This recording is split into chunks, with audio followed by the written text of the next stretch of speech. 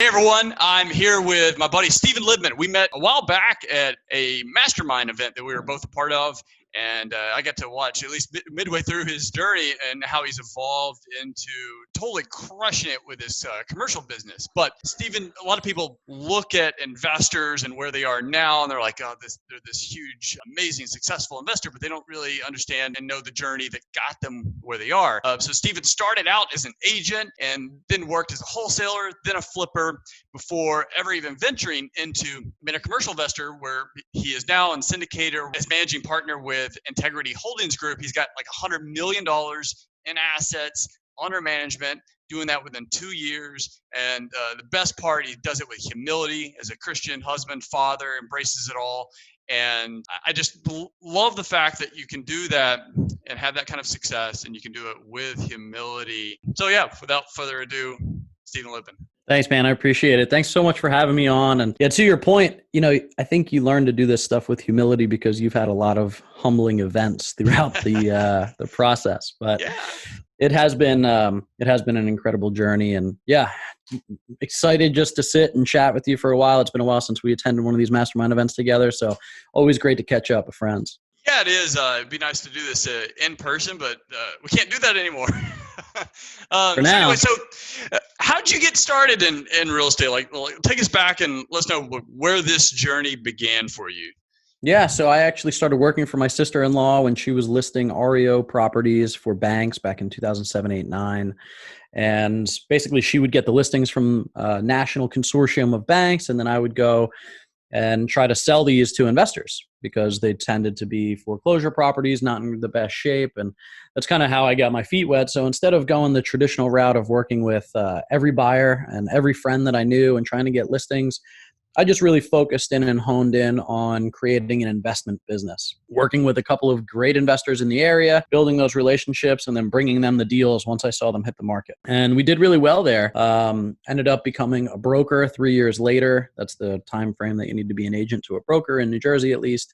Became a broker, managed the office, found that management really wasn't for me. I really enjoyed the sales aspect of things. And I think, like so many businesses, it's easy to make the mistake that just because you're a good salesperson, you should manage salespeople, which doesn't always translate without significant changes in skill set and growth and things like that. So yeah, I did that for about 5 years. And then I met my business partner, Travis. And at that time, I was kind of getting the itch to move into something else. So him and I started meeting once a week or so and writing a business plan, drinking a glass of wine, just talking about, hey, what does the future look like? Travis was digging ditches. He was running big machines, doing underground utility installation and improvements for his family who did large subdivision properties. So he was kind of literally in the trenches of real estate. And he had done some flips and some wholesales and things like that in the past. I hadn't yet.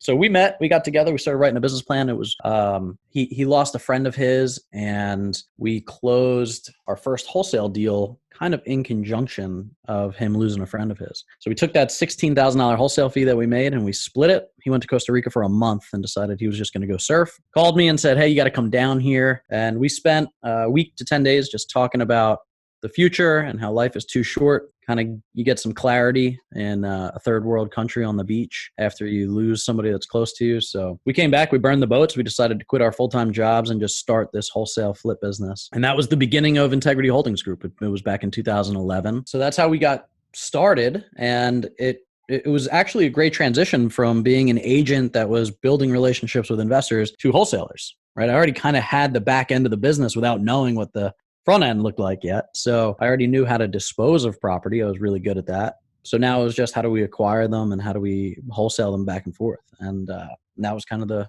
beginning.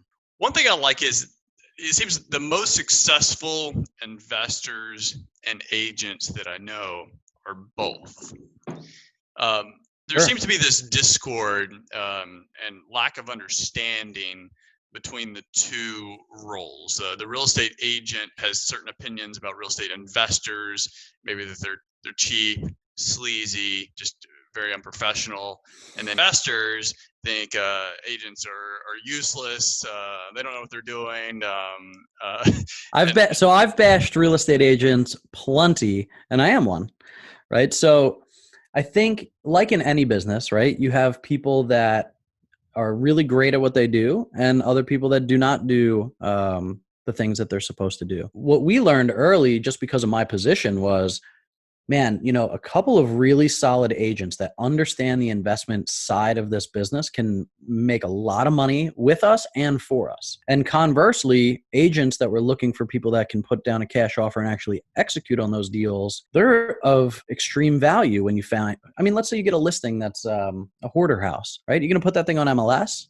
Or would you rather just go to a cash buyer and say, hey, what's your best number here? And let me bring it to the owner and see if we can get a deal done, right? We're not for everybody as investors, and agents should look for the right types of properties. But there is a lot of synergy with those two roles if done appropriately with the right relationships that can really mutually beneficially help both parties. Absolutely, especially as the economy ebbs and flows, and buyer's market, seller's market, flat markets, crazy pandemics. I think both, especially on the agent side, the neglect with some of the needs of the marketplace has allowed investors to really thrive, especially the wholesale market. Now with big tech coming out, like the Zillows of the world, the iBuyers, right? They've come in and filled some of that gap. But the agent that's willing to invest in the knowledge and expertise of what either it takes to be an investor, if they want to do that themselves, which I really think everyone should, but if not, having that database and those good relationships with investors to partner with to further aid and help and give value to their clients, those are the rock stars that I see out there. Totally. But so you burned the boats, you're in Costa Rica, burned the boats, heading back. And after that, everything was just smooth sailing. And we crushed it. We became millionaires and then we retired. No. Yeah. And you bought a jet and a Lambo, and then you got these YouTube videos. So we came back and we didn't have any mentors in our lives. We didn't have anybody that was doing this kind of business at scale. We knew that it could be done, but didn't have anybody to follow really in their footsteps. So we kind of tried to blaze our own trail, right? We were wholesaling some deals. We were flipping some deals. We were raising private money. We were getting hard money lenders. We were just trying to really replace our income from our previous jobs, right? We both left 6-figure jobs and decided to start on our own.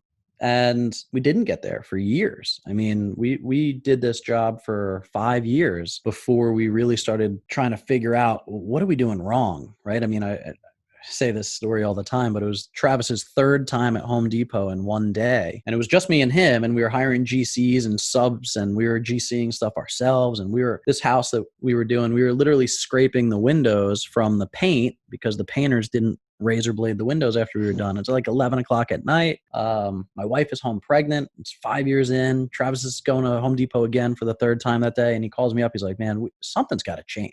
That year we did 16 deals and we felt like we never stopped working, right? We were burning the fire at both ends. And then we started listening to some podcasts of some other guys talking about doing hundreds of deals a year.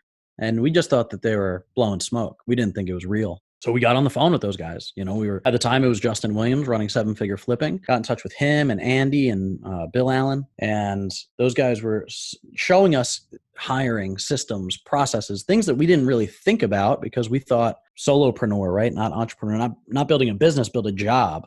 Just got to pay the bills. And so 2016, we did 16 deals. 2017, we did in excess of 70, and we broke $1 million for the first time ever. So it really was joining that mastermind, getting around people that were doing it, like-minded folks, systemizing, hiring, figuring out some things. It was scary for us, right? I didn't want to hire anybody because I didn't want to be responsible for somebody else's paycheck for their family that they relied on, because I wasn't confident that I was able to pay my next mortgage payment, let alone somebody else's, and it was through some prayer that God showed us, like, hey, you're not in charge of their life. I am.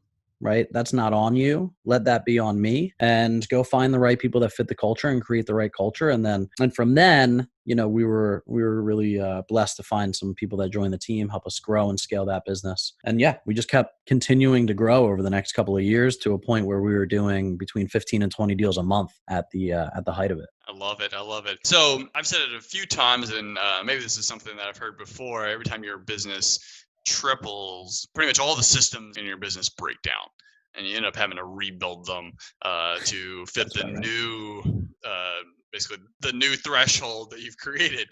What, kind of looking back early on, what or maybe what was the biggest failure, or maybe not even failure, but just teachable moment that you can look back to that's helped shape where you are today?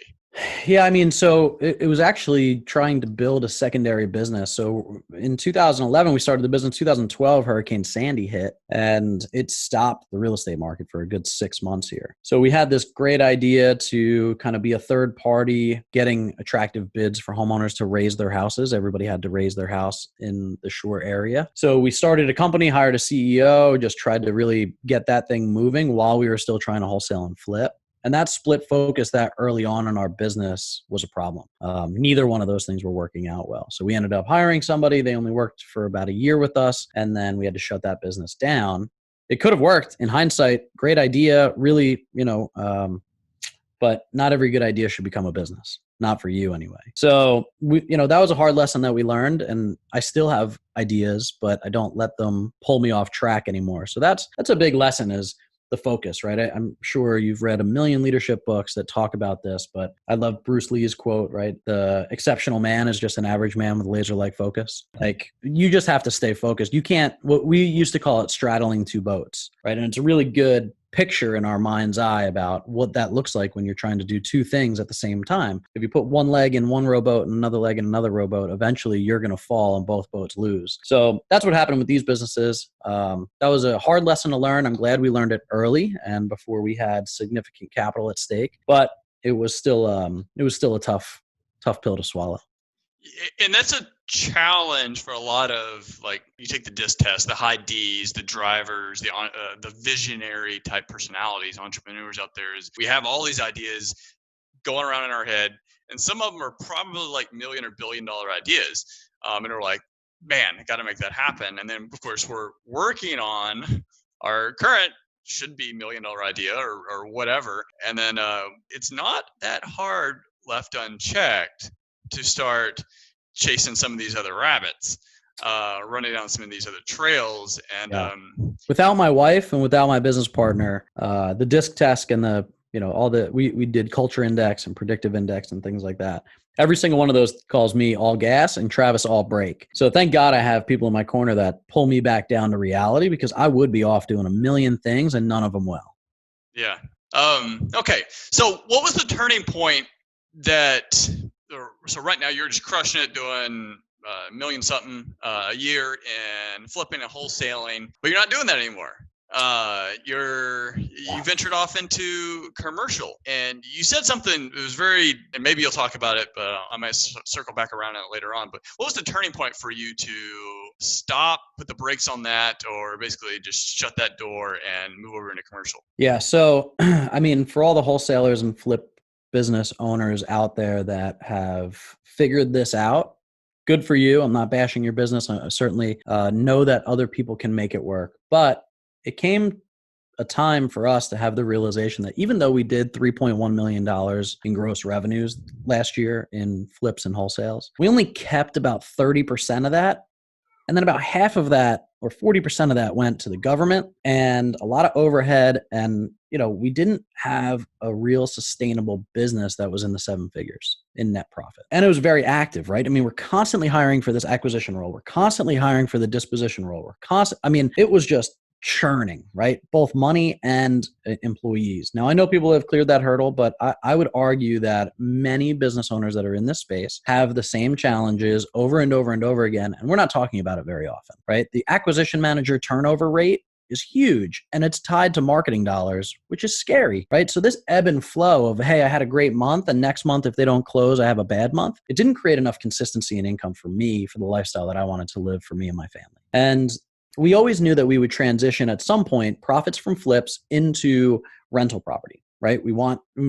Everybody that's read Rich Dad Poor Dad knows that an active business like flipping is not how you retire, right? It's taking those active funds and putting them into passive income properties that can create a lifestyle of passive wealth creation. We just didn't know how we were going to do it yet. I mean, I thought, hey, we're in New Jersey, we're buying stuff at 60 cents on the dollar. Why not just buy those, do a light rehab, rent them out, and then build 150 unit portfolio like that. That sounded good. And we actually did some exploration on that. And I know guys that have that size portfolio in New Jersey and they do it very well. But I think as a business owner, I'm not lazy. What I like to do is try to find, and I don't think anybody would disagree. I want the highest level of profit margin with the least amount of work, right? And the way for us to do that by buying 100 houses and rehabbing 100 houses and having 100 tenants in a state that's, one, their price per door is very high, so the cash flow is pretty low, and it's not a landlord-friendly state, right? Or a blue state, it takes sometimes 6 to 9 months to evict somebody who's not paying their bills here in New Jersey. So I was like, well, maybe this isn't the best idea. And in the mastermind group that we were in, right, I was finding some people in some more tenant-friendly or some landlord-friendly states saying, hey, what can I get into your properties for? Maybe we'll turnkey those. Maybe we'll build 100, maybe we'll buy 100 in Mobile, Alabama. But it always came back to management, right? How are we going to manage that property? Who's going to manage it for us? How much does it cost? And again, this time we learned our lesson. We didn't go through this business for 5 years. We said, let's go to the experts. Who's doing this on a big scale? And let's go talk to them. And we found some mentors that were great people, have 100, 200, $500 million under management. And they all told me the same thing, which was just go bigger. Don't do anything less than 100 units. And that was scary for me. I didn't know if I could do that, let alone should do that. I thought a single family property would be the easiest thing for me to do, right? It's like the next step in the process, but it wasn't. I mean, so that was kind of the crux of the decision making, right? We're going to now move from taking this income into more passive things, but now what are those things? And we decided, hey, let's just look at the math. Let's look at the history of what asset classes do the best. Part of our story is my dad passed away 6 years ago. He lost half of his money in the stock market and didn't live long enough to ride it back up. And now I run a Free from Wall Street podcast, and we talk about the volatility of Wall Street versus real estate investment. And the two asset classes that historically have done the best, even in a down market, have been self-storage facilities and multifamily housing, apartment complexes. So those are the only two asset classes that we invest in. And then it was like, okay, so now how do we, right? So we've made the decision that this is what we're going to do. This is the economic metrics behind it. But then how do you get into it? Well, we started calling brokers, right? I'll flip 200 houses this year. Somebody's going to give me a deal. Not necessarily, right? I called them up. I said, hey, we're going to flip 200 houses this year. I'm now looking to get into my first 100 unit apartment complex. What do you got? Okay, so Stephen, how many assets under management do you currently have? Well, none. Okay. Have you ever done a Freddie or Fannie Mae non-recourse agency loan? No. Okay. So what makes you think you can buy these? Blind optimism, I suppose. You were starting all over. So, so that was kind of the next cycle of like, okay, so now what do we do? Right. So sorry, I kind of went on for a while. Anything you want to unpack? Yeah, so one of the things that you said when you kind of were making your retirement speech at the mastermind, and it connected because it was something that my wife and I, we personally felt we've been feeling for a while, and we've been making some changes towards this, but we were ready to make the big change. And that was, you had built this machine that required, and I'm paraphrasing here, you built a machine that, one, you didn't necessarily enjoy, because it is stressful. And at the end of the day, the margins are not as high as you would like, given all the work. And then two, it wasn't supporting your wealth building goal and your passive income goal, because you're selling off all the assets. You're basically killing all the cows. You're not milking any. And then, so my wife and I, we were thinking like, yeah, if we had kept only 25% of the flips that we've done over the past few years, like, if we wanted to, we'd never have to work again. And that's a small number, but you can't take that when you're building a machine. You can't take such a large chunk out that needs to go back in to right. feed You cannibalize the business. Absolutely. Yeah. So there had to be some evolution in our business. It sounds like you made that in yours, but you essentially, at least from what I understand, kind of burned the boats again, starting all the way over. You're basically a newbie in a completely new industry, learning how to accomplish your new goal, which is building this huge portfolio of commercial assets. Yeah. And I mean, look, the residential business certainly gave us a lot of credibility in terms of raising capital and finding deals and understanding how to underwrite. So, I believe that God has us in different areas of our lives for different seasons. And that was probably a necessary step. But yeah, I mean, we basically did our first deal in the commercial space, and then 12 months later shut the residential side of the business completely down, right? And it was our most profitable year that we've ever had. We were 10 years into the business, and this was the best year we ever had. And, talk about throwing the baby out with the bathwater.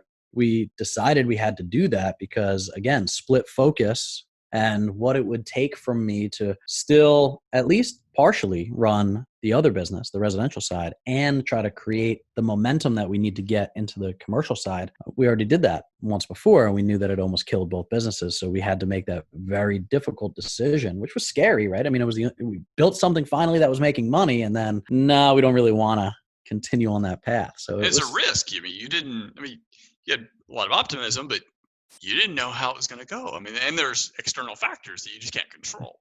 Correct. Yeah, it was definitely, it was a risk. We're kind of the guys that jump and grow wings on the way down. We knew that we could do it. We know people that were in the business that were doing it already, which gives us it gives you a lot of confidence too when you see other people that you're friends with that are doing it, and they cheer you on from the sidelines too and say, hey, even if you want to partner on your first deal. And that's how we broke into that business too, was we kept getting our the door slammed in our face because these brokers were asking those questions that I brought up before, and we couldn't answer to the affirmative on any of them until finally we said, all right, look, we have to go and find an experienced operator and add value to them so that we can start getting into these deals. And luckily we had some capital raising experience for our flips. So we knew that we could bring at least some money to a deal. And we thought we could bring some other operational expertise as well. And that's exactly what we did. We found a sponsor that was looking to raise some capital. We raised $4 million on our first deal. Our first passive income project was an 1,193 unit self-storage project, 180,000 square feet of rentable CubeSmart managed self-storage facility down in Orlando. And that was a violent shove into getting paid to learn, which I love about this business, is you can partner with people and get paid to learn versus, spending a ton of money on education and then hoping that you can go do it yourself. This business is very much a team sport, and many hands make light work, and there's plenty of work to go around. Absolutely. That the whole thing of JVing, like I take that advice very personally because we did not do that when we did our first multifamily. Actually, we've done one and only one multifamily. We were both in our 20s, baby on the way, and I get this sweetheart deal. Yeah, I think it was like $14,000 a door, 29 units, all 1-1s. Like, try buying that today. Right. Yeah. It wasn't in the best part of town, but it was a growing town because they had large anchors. And so anyway, by this deal, we buy it all on our own. And I knew that we bought it cheap enough where I could screw it up and still make money. Yeah, there's margin for error. And I had a lot of that. Sure. And thankfully I did, because we did screw it up.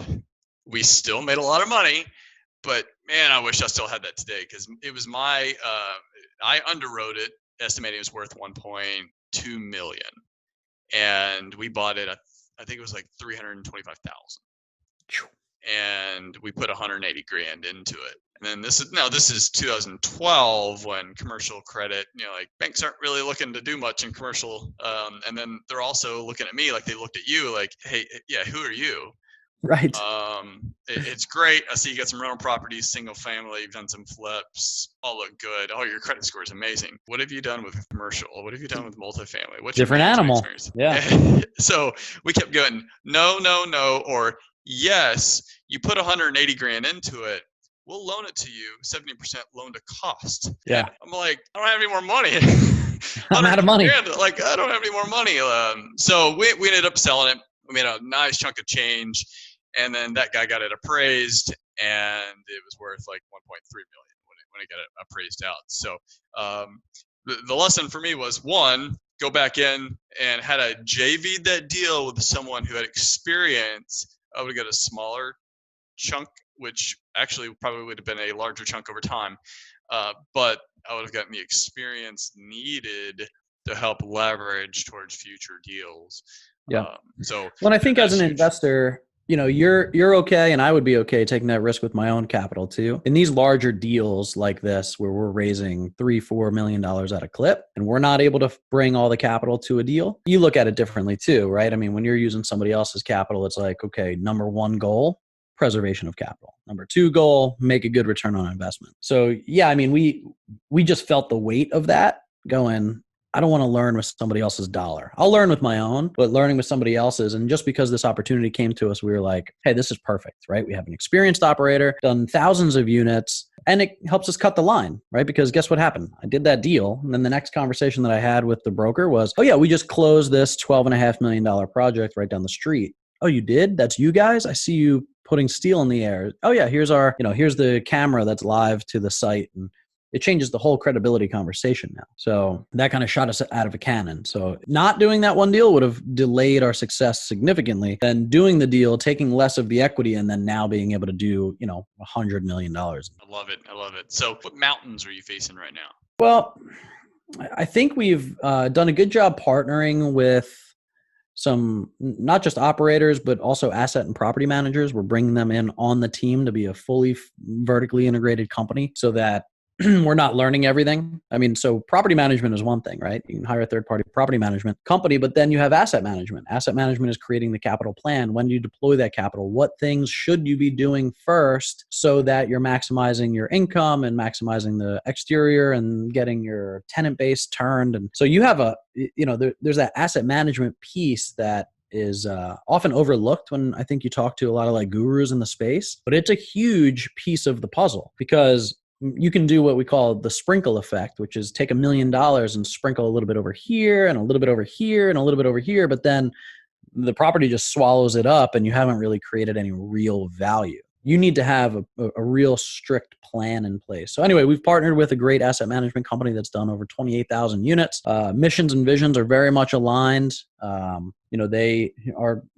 Our tagline is invest with purpose because we partner with nonprofits in every deal that we do, and they're on board with that. They like the idea of managing with purpose so that we can give the tenant base, a good, healthy, clean place to live. So anyway, missions align very well there. So we cleared that hurdle because we saw it coming. And we said, well, let's find a company that we can partner with to take care of that. Instead of us building up a property management and asset management team in-house, let's just partner on a deal-by-deal basis and give them equity. And that's been working out really well. The real big hurdle is money. I mean, we got into this business because we could raise capital. And I know that people are saying that there's a lack of deal flow right now, but we're seeing more deals than we can fund right now. So it's a good problem to have, but that is kind of the mountain that we're facing right now, is putting in some systems and processes to create more conversations with more interested investors and just introduce them to these type of projects. A lot of people in Wall Street don't recognize, and even in real estate, I think in the single family space,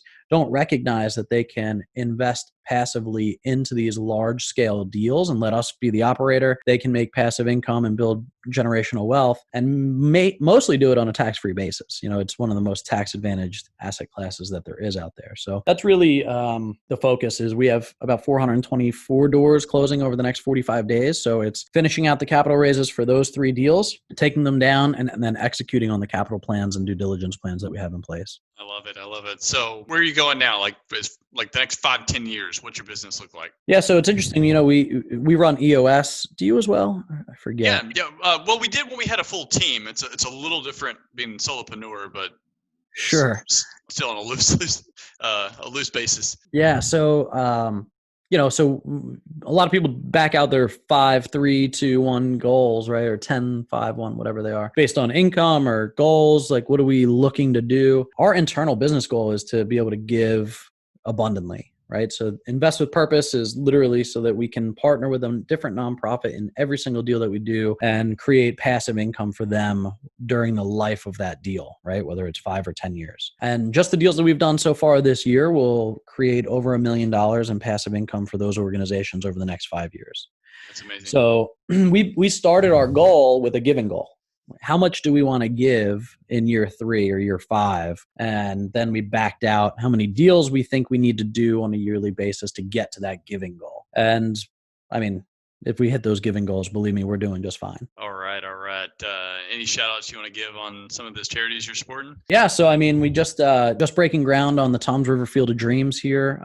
We have a YouTube channel, Integrity Holdings Group. Go check out some of the nonprofit spotlights that we do. But I mean, we work with a company called The Blessings Project. They're a 501c3 located in the Middle East. They've done a lot of saving girls from sex trafficking and things like that. And then most recently, they are boots on the ground feeding people in Beirut after that major explosion in Lebanon. And then we're working with the Tom's River Field of Dreams to build a 100% handicap accessible ball field, playground, bocce courts. We're partnered with Todd Frazier of the Mets, who's building the baseball field there, and we're taking care of like some of the future registrations for families that have special needs kids to join leagues without any cost to them and their families, which is pretty cool. Family Policy Alliance, they're basically fighting for religious liberties and parental rights across the country. So yeah, I mean, we have a bunch of different people that we recognize at the beginning of the year that we're going to fund and sponsor throughout the year.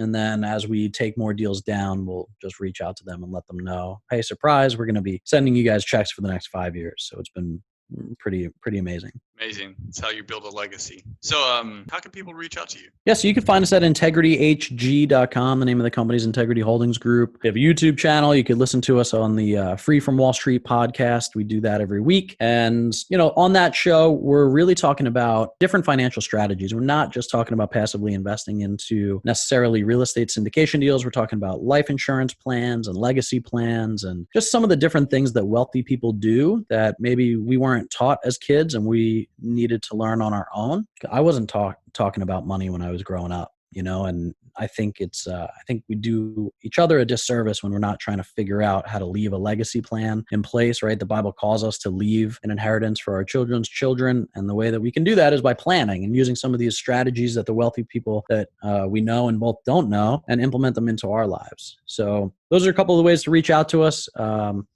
Feel free to reach out to us on our website or, my email address is steven@integrityhg.com, but always happy to talk to folks about the opportunities that we have going and just, if we can lend any value to them in their lives. I think especially for your audience and for you too, I know we've spoken about this starting as a real estate agent. I think the biggest thing, in talking about transition from agent to flipping to commercial is the taxes. I mean, I don't think a lot of people take advantage of the depreciation that's available to them. Right now, the real estate market, I think nationwide, is just absolutely on fire. At least it is in New Jersey. It's hard to find a house like it was hard to find toilet paper before, right? It's like fire sales everywhere, getting really high dollar amounts. So I'm reaching out to a lot of mortgage brokers. I'm reaching out to a lot of real estate agents and letting them know that in this position of realtor, you have a special IRS distinction called real estate professional status, which allows you to take depreciation from passive investments like the ones that we offer and apply them to your active income. So, we'll do 7 figures this year and not pay any federal taxes because of these types of rules.